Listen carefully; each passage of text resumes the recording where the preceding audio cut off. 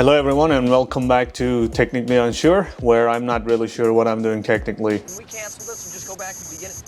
They're gonna ow! Could I speak to your supervisor? Please hold still for your photograph. Today we are going to take a look at a brand new board that just came out. Again, I heard about it very early on, ordered it, and I just received it. Of course, you might have seen in the video title, I am talking about these two bad boys. Odroid hardkernel, Odroid H4 Ultra and H4 Plus. Yeah, I went all out for you guys, so I got both of them. Someone might wanted maybe the cheaper option over here. Someone maybe wanted the more expensive option but higher performing. So just in case, I got both of them, but there is more. I got also these. Let me show you actually what I got. Okay, so this is my invoice. So I got the Odroid Plus one, this one, for $139. Okay, so this is 140 bucks. Keep that in mind. And this one is $220. Okay, so the Ultra is $220 and this one is $140. I know when my videos go up, and I don't know, I don't think it's my videos. I don't really have a huge following on YouTube, but as soon as I, talk about a video and announce the price, so I get some comments that certain board that I reviewed, now it's not anymore that price. It's like 150 when it used to be 100. It's not in my control. This is my invoice, okay? 220 I paid for this, and 140 I paid for this today. So I just received it literally minutes ago. It just came here. And I got the power adapters. I got both of them just in case. So one is 15 volt 4 amp power supply. One is 19 volt 7 amp power supply. The 19 volt is 25 bucks. The 15 volt is 9 bucks, 9.49.5. And then also I got the minipc CSI camera kit. Okay, that's $40. So with shipping and everything, my grand total is $466. Okay, so keep that in mind. And it's coming from Korea, apparently. I didn't know hardkernel is a Korean company, but yeah.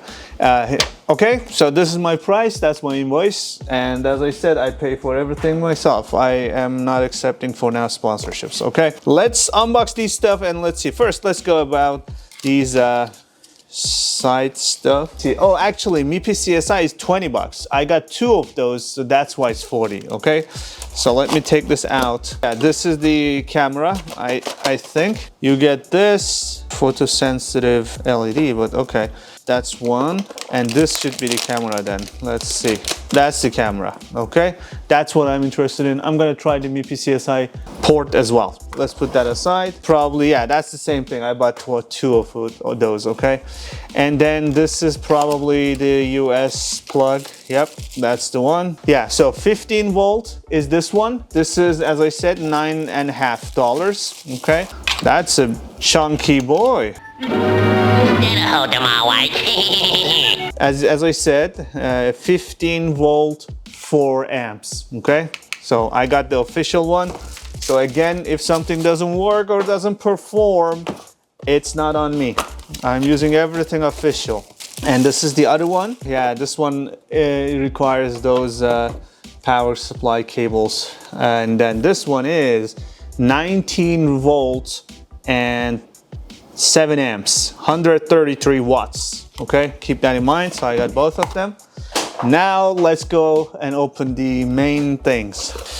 So open this, bigger than I expected. Okay, so they also ship, I think this is the CMOS battery, but I might be wrong. Let's see.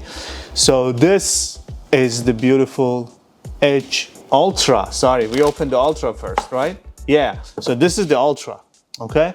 So this is the Ultra, this is the top, and this is the back. And let me show you in the other camera as well. So this is the top, I/O, okay? And the back, all right?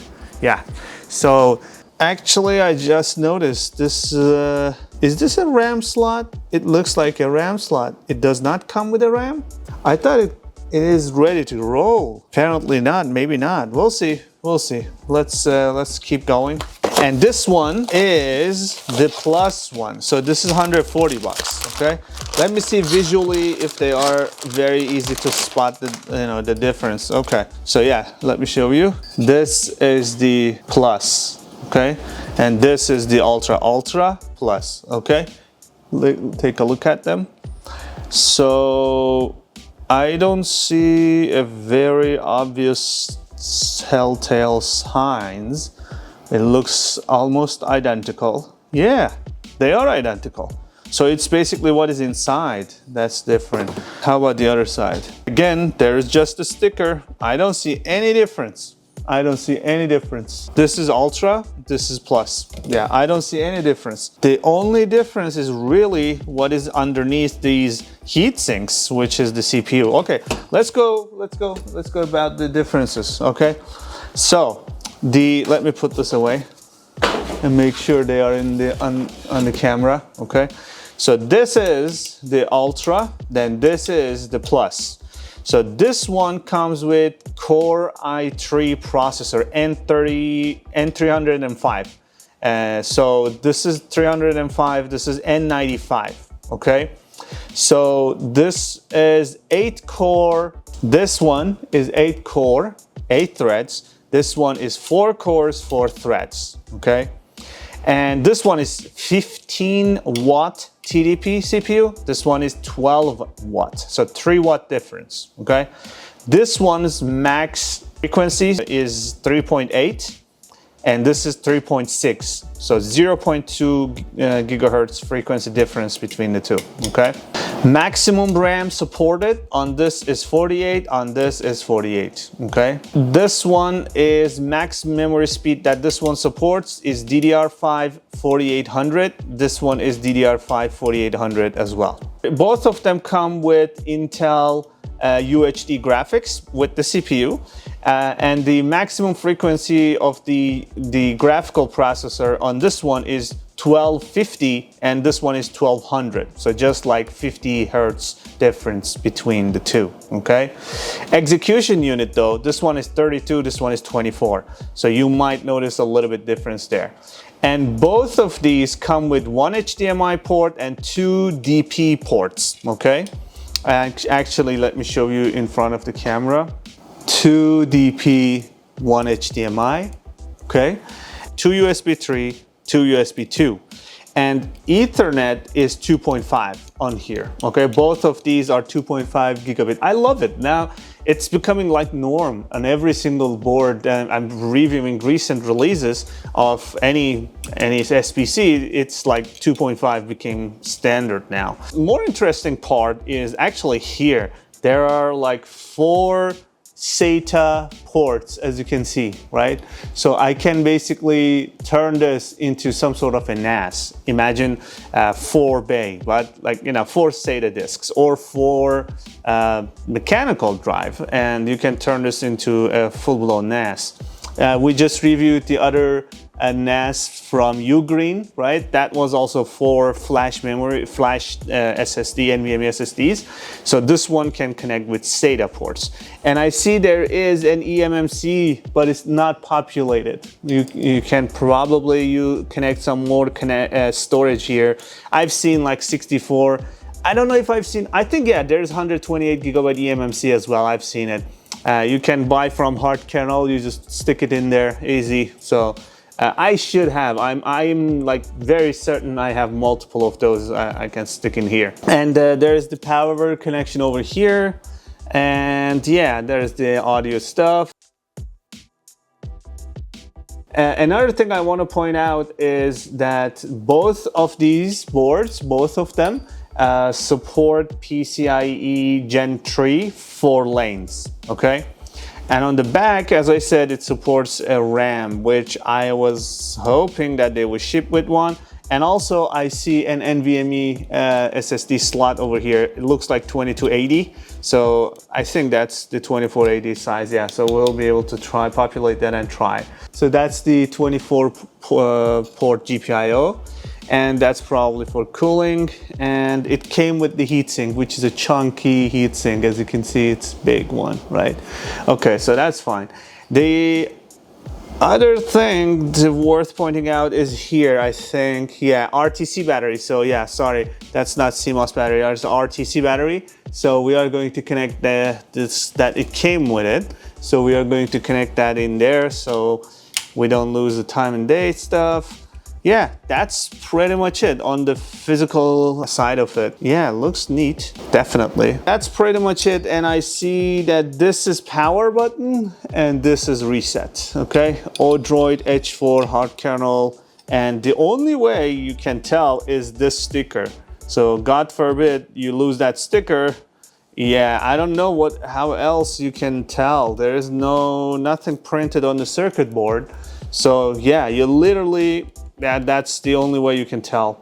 Maybe this is color coded because I noticed this one is yellow, that's green. I don't know if that's relevant, but yeah, if you're going to store them or you have both of them, yeah, make sure you don't lose that sticker. You won't know which is which, or you have to turn it on and check the specs. Anyway, all right, let's do one thing. Let me try to find some DDR5 RAM that I might have laying around. I honestly thought it will come with the RAM. So, okay, now it changes the dynamics. I was going to say that this is a $220 board SBC and this is a $140 SBC, and was going to set up a NAS of some sort, like with 4 SATA disks and all that stuff. Also, I just noticed, so these are power, yeah. So these are power connections for the SATA disks, but they didn't provide the cable. So keep those things in mind. I should have it laying around, but yeah, they didn't ship with it,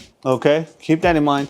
And number 2, it does not come with any RAM. You have to populate and install your own RAM. So add the price of the RAM to this. So I'm gonna locate some RAMs that I should have laying around, and hopefully I will also find the order page so I can tell you how much I paid for the RAM. So we can say, okay, this is X amount, X dollar computer, and this is Z amount dollars, okay? And I have to figure out, yeah, I think this is compatible with both, right? So it works with both. So both of these boards accept both of these adapters. So keep that in mind. They both accept anything DC between 14 to 20 volts, okay?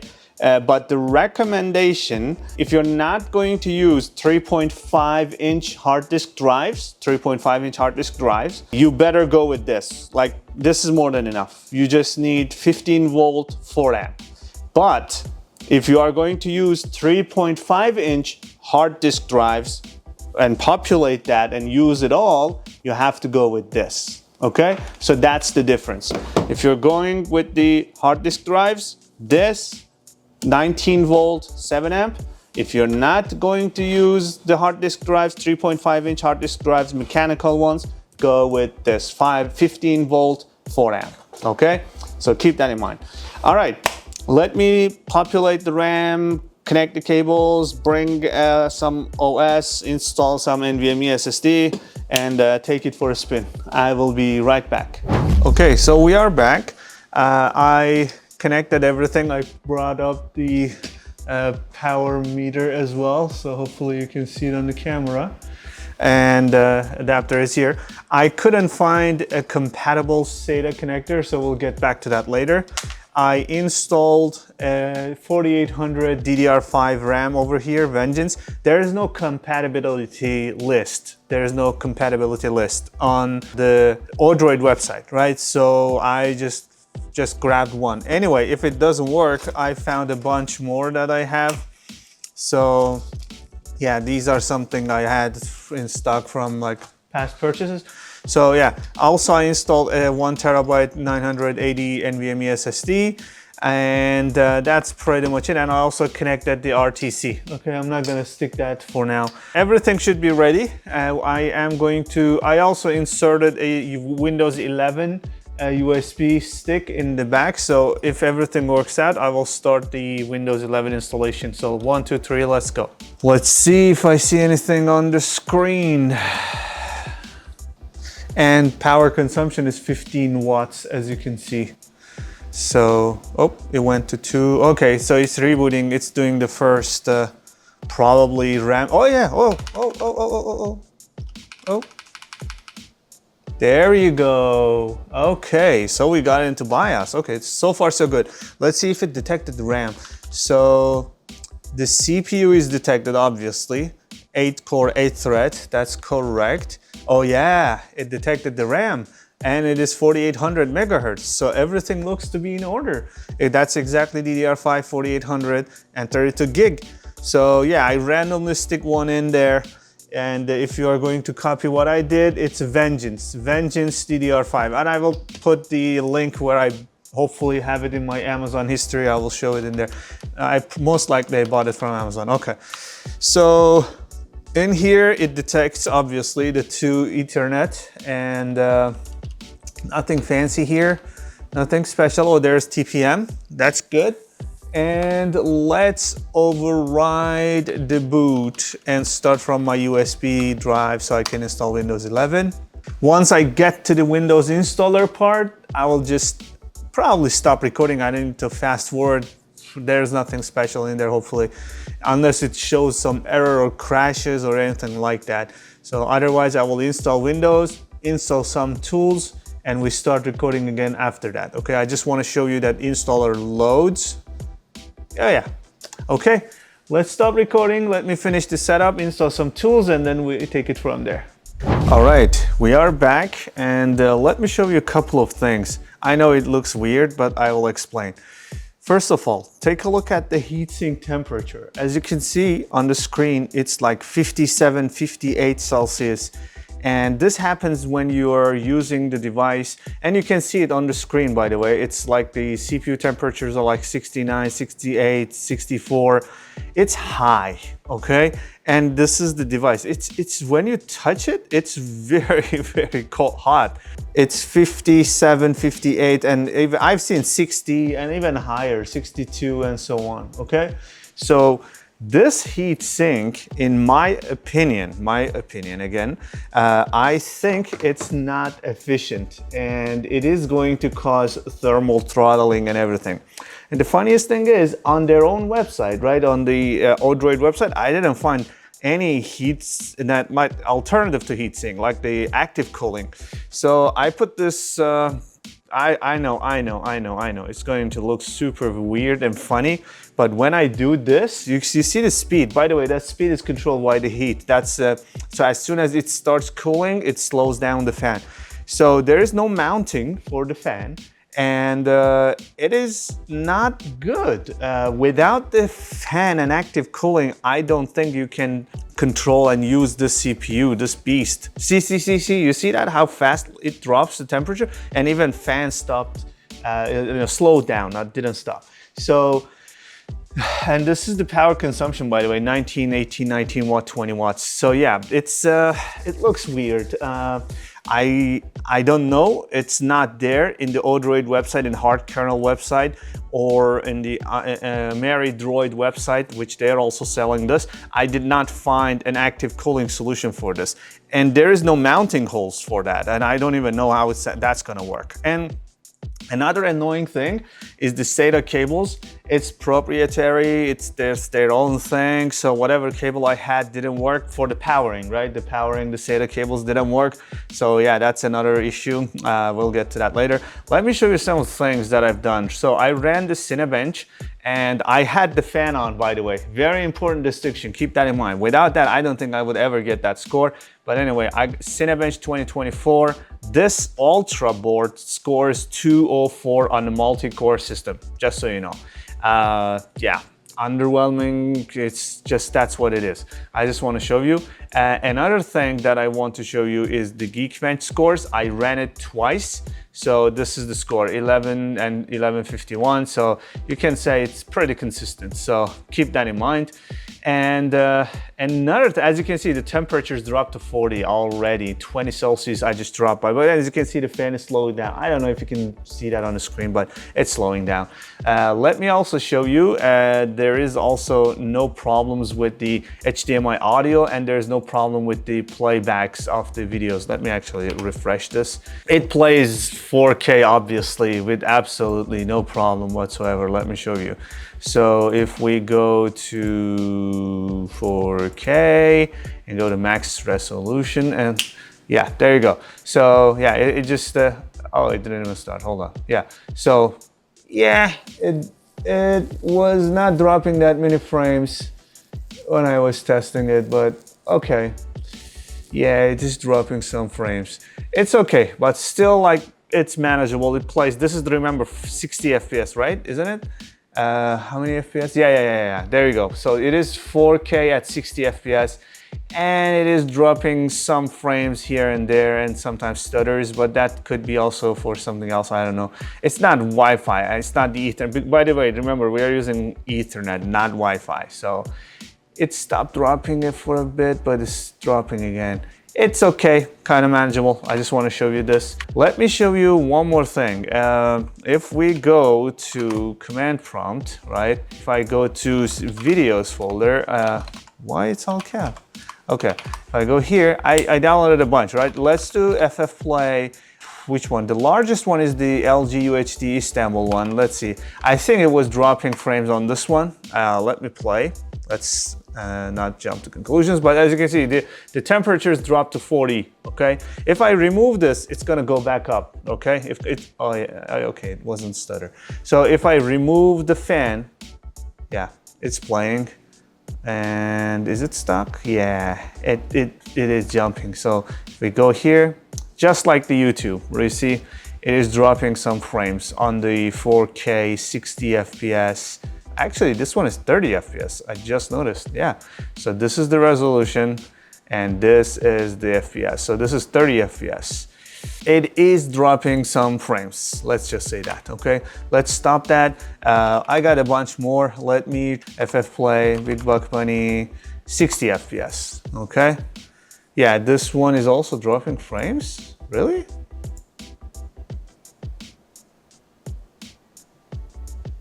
Really? Wow. I mean, it's playing smoothly, but it is dropping frames. Yeah, just wanted to share. Yeah, it's dropping some frames here and there. Okay, so just so you also see that. And the temperatures, as soon as you start playing videos, a little bit goes up, you stop playing, goes down, and the fan is helping a lot. Trust me, a lot. If I remove that, you're gonna see totally different numbers on every test I'm doing, okay? Keep that in mind. And if I want to show you one more thing, and that's going to be, yeah, this one. So I also have this DualShock PS2 loaded in the PCSX emulator, right? So if we go back, so you will see that it's playing, right? You see the frame rates and everything. It's perfect to play, honestly. You won't see any stutter or anything. So just keep that in mind, that the numbers are there. It's not doing great a little bit, I feel like. And if we do this, yeah, so it is stuttering here and there, but I guess, yeah, it's a little bit slow and hanging, but it's okay. I mean, it's playing well. Maybe if I put back that 50% value, yeah, it's stuttering. So let's close that as well. I think we're good with that test. We tested the 4K FPS, we tested Cinebench. Those are the temperatures, as you can see. Anything else? Oh, by the way, Windows installation was smooth except for one small detail. The Ethernet driver automatically was not detected by Windows 11. And I went to their website, to their wiki, whatever. There is no link, no explanation, no documentation, no mention of the model or anything like that. Here's how I found. So I went to their website, right? I went to the Odroid Ultra webpage, and out of the whole gigantic page, I scroll down here, and in this PCIe 3, where you see there is i226-V 2.5 gigabit Ethernet controller, that's the only image in the web page that mentions, and it is an image, by the way, this is not a text, so you can search for this. So I really had to go through this to find this. So you have to Google i226-V 2.5 gigabit Ethernet controller driver, which is from Intel. You have to download it, and it gives you some INF files and driver files, .sys files. You right click on the INF and install it, and only then it works. So you have to download it on some other computer, bring it over here with a USB or whatever method you want to use. Just to let you know, there is no mention of the driver on the website, and it doesn't work as soon as you install the Windows. Be aware of that. So as you can see here, I installed the NVMe SSD over here and the DDR5 here, right? So I'm going to remove both of those and move that to this, right? Hopefully just by moving it to this one, H4 Plus, everything will work. So I don't have to install everything again. And then we are going to compare the speed and performance and what we are getting in the Plus board. And yeah, we'll talk about the heating issue as well. So as soon as you remove the fan, the temperature starts to rise up. Anyway, let me turn this off, shut it down, and we will do a test on the other one. Right before that, let me actually do an iPerf test. iPerf 3-P50 bidirectional-C172.16.11. Okay. Yep.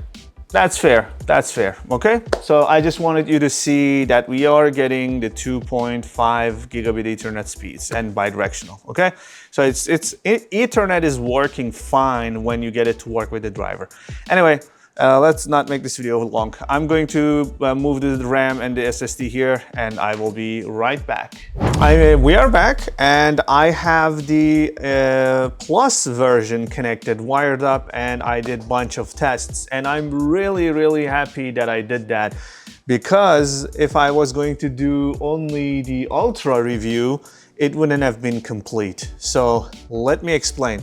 I'm going to say something so controversial, yet so brave. Why would you say something so controversial yet so brave? So bear with me, all right? So let me show you, first of all. This is the Plus version. Remember, this is $140, $130, whatever, $140.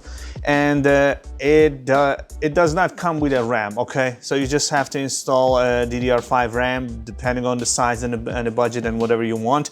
But still, you can call this I guess $180 computer, yeah, something like that. Let's go with that. This bad boy is actually very well worth the money, and this is not. It's just my opinion, all right? Now let me back it up, okay? Now watch.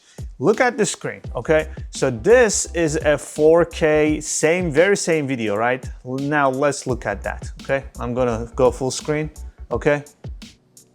Do you see that? You see that? You know what I'm talking about, right?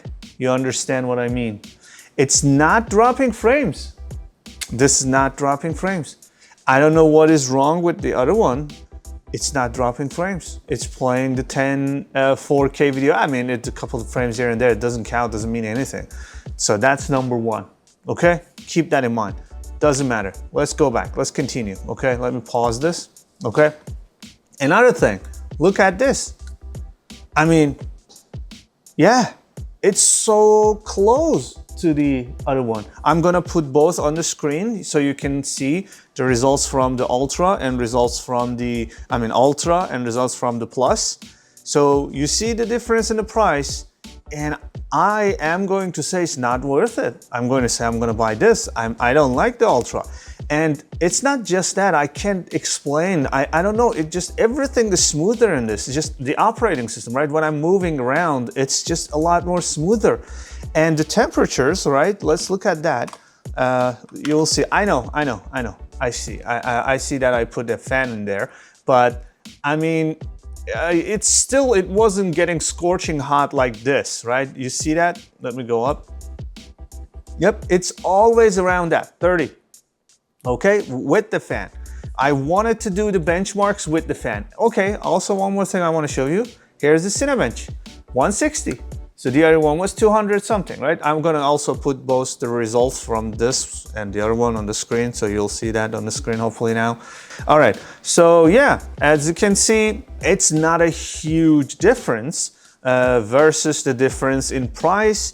And overall, as I said, for whatever reason, I think the other one is sluggish. So let me also show you more, actually. Look at this.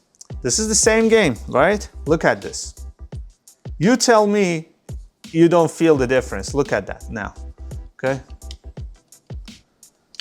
You see that? You see that? You see the speed? You see that? Yeah, that's what I'm talking about. That's how the game should have been running on the other one as well. So you tell me what is wrong. I really don't know what is wrong, but this is what I'm seeing, okay? So I played this game and I played other games. This is perfect. And the frames and the rates and everything else been like this. So yeah, I would definitely recommend this one. And the results, as you can see, it doesn't drop any frames.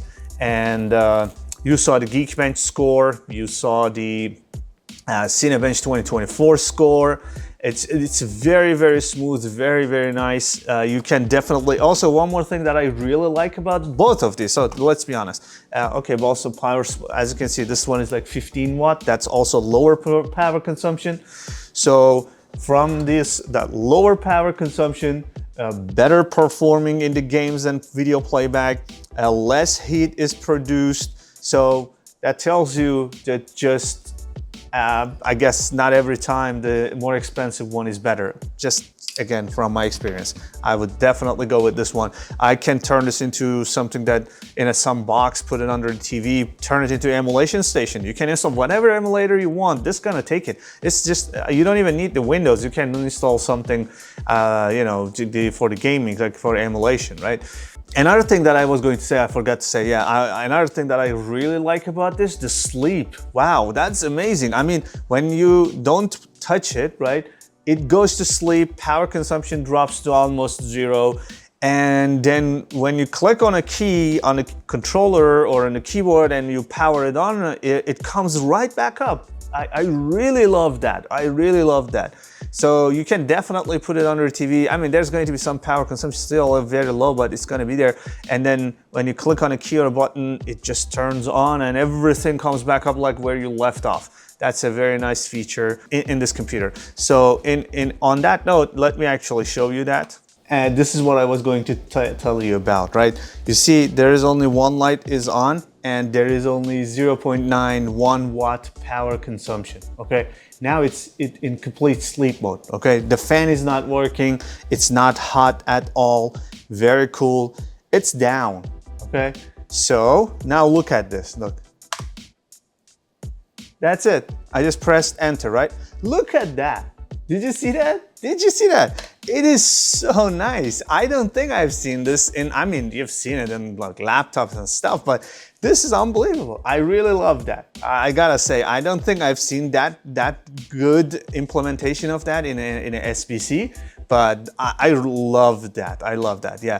So that's amazing. That's what I'm telling you, right? You can put this under the TV. I mean, the 1 watt, I'm not sure, but yeah, it's like low power or no power consumption. You put it on the TV, let's say you have emulation, and then you press a button on the controller, boom, it's back on, and you can continue from where you left off, right? So it is amazing. I love that. Overall, let's not make this video long. You saw the scores, you saw the Geekbench scores. I don't think this one requires a fan. I believe this one is okay. I mean, it was getting hot, but it is manageable levels of hot. This one, the Ultra, gets scorching hot. I don't think that's good to keep without and some extra cooling. Oh, see, that went to sleep again. For what I set the timer to 1 minute. Anyway, so yeah, this one, I think it needs some external extra cooling. I see some mounting holes, but I do not think that's for fan of any sort. This is, maybe you have to remove this and then install an active cooling of some sort.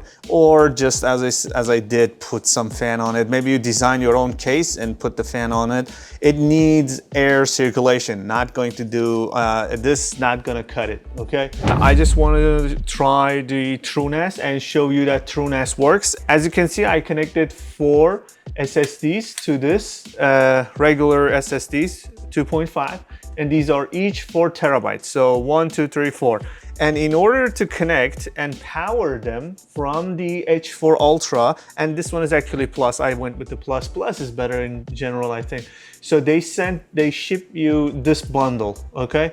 And this is the pin connector, and this is the SATA power, and this is the SATA data, okay? So you can buy this from hardkernel. And as you can see, when you connect, the power consumption goes up. So that's where you need the more powerful power connection when you're using all 4 drives. So as you can see on the screen, I installed the TrueNAS, and that's the IP address 172.16.139. So now let's go to my computer, okay? As you can see, 172.16.139, this is the NAS. And as you can see again, also, I'm not using the fan anymore. For just the NAS and not doing anything heavy on the CPU, and also using the Plus one, not Ultra, this should be more than enough.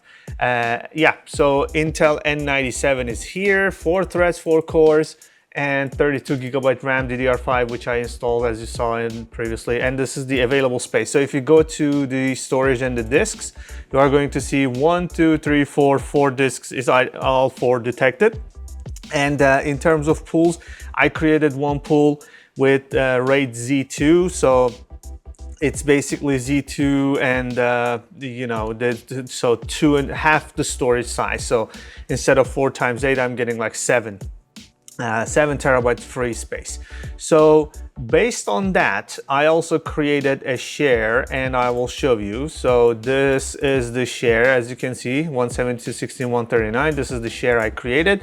Let me show you also the copy speed. Don't forget that this is a 2.5 gigabit Ethernet, and that's what you get. We are going to cap the 2.5, and the temperatures and everything looks fine. This is really cool. It's not hot that much. This is much better. Overall, TrueNAS installed very smoothly, absolutely no problem whatsoever, and it was very fast. And I created the pool quickly, and the NAS and SATA connections all worked. And when you're using all the disks, as you can see, the power consumption goes up to 22 watts. So when they are all under load, all disks are under load, you get that much 22, 23 watts of power consumption. And as you can see, when the copy is over, it drops down to 18. So I'm gonna say idle-ish is 18, when it's under load, 22, 23 watts. And that's pretty much it. All right, so we covered basically testing, and as I said, overall I like the Plus one more considering the cost. So 140 for this and plus the, let's say, 40 bucks for the RAM. So 180, you can get a beast of a computer that you can use with 4 SATA disks or 3.5 mechanical disk, doesn't matter. And you will be able to create a NAS out of this basically. You can even use it for emulation and gaming, as you saw what I did in Windows. Okay, thanks for watching, and as always, please let me know what you think, and if you want me to do any special tests or, you know, try anything special on this or the Ultra one. Thanks for watching. See you in the next video. Bye for now.